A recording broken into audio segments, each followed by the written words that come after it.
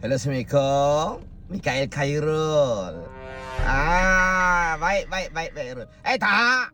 Mana dulu pegang kau, Rul? Kan kita tak ada game. Kau lupa? Semua tersingkir. Yalah, si Bahalul tu. Amoram Akrabil. Dia lah. Semua tersingkir kan? Kata dia nak rehat awal. Rehat bapak dia. Macam mana persiapan? Semua dah ready Oh, ada open house. Alamak, siapa buat open house? Oh, Joshua Zikri. Oh, dia buat open house Baik. Lepas open house semua ready Semua siap game malam ni insyaAllah Baik. Tak ada hal lah, Rul. Surat UCL tu insyaAllah dah tu. Dah pasti dah tu. Pasal dapat 5 tim kan. Dah tak ada hal lah. Cuma kalau boleh jangan kalah lah, Rul. Tak nak macam tim lain. Bila menang, dikatakan dia hebat.